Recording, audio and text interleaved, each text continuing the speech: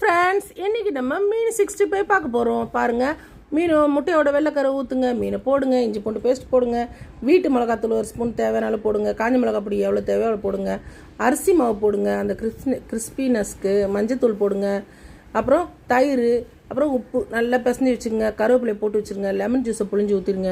அவ்வளோதான், மீன் மசாலா ரெடி ஆகிடுச்சு. இதோட நம்ம போட்டு பொரிச்சு எடுக்க வேண்டியதான். எண்ணெயை சூடு பண்ணிட்டு ஸ்லோ பண்ணிவிடுங்க. ஸ்லோ பண்ணிட்டு மீனை போடுங்கலாம், தீஞ்சு போயிடும். ஓகேவா? மீன் ஃப்ரை ரெடி ஆகிடுச்சு. பாருங்கள், இதே மாதிரி நீங்கள் செஞ்சு பாருங்கள் ஃப்ரெண்ட்ஸ். எப்படி இருக்குன்னு நீங்கள் கமெண்ட் பண்ணுங்கள். இது ஒரு வித்தியாசமான மீன் செஞ்சுருக்கேன் நான். எங்களுக்கு ரொம்ப பிடிச்சிருந்தது, நல்ல டேஸ்ட்டு. அதே மாதிரி நீங்களே செஞ்சு பாருங்களேன். புளிப்பு, அந்த தயிர் எல்லாமே போட்டு நல்லாயிருக்கு. அதே மாதிரி நீங்கள் செஞ்சு பார்த்து எங்களுக்கு கமெண்ட் பண்ணுங்கள் ஃப்ரெண்ட்ஸ். ஓகேவா? இன்றைக்கி நம்ம அதுக்கப்புறம் நம்ம இப்போ எறா வறுக்கிறது பார்க்க போகிறோம்.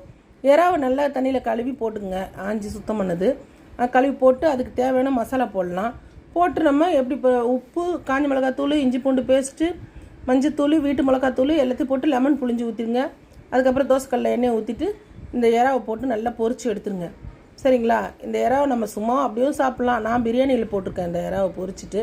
நீங்கள் அப்படியே சாப்பிட்னாலும் சாப்பிட்லாம், நல்லா டேஸ்ட்டாக இருக்கும். நான் புளிப்புலாம் போட்டிருக்கோம்ல, நல்லா டேஸ்ட்டாக இருக்கும். நீங்கள் செஞ்சு சாப்பிட்டு பாருங்கள் ஃப்ரெண்ட்ஸ். ஸ்ரீபுனிதா சேனல் சப்ஸ்கிரைப் பண்ணிக்கங்க, பெல் பட்டனை அழுத்திங்க. Thank you friends. பாருங்கள், எறா ரெடி ஆயிடுச்சு. எப்படி இருக்குது சொல்லுங்கள்.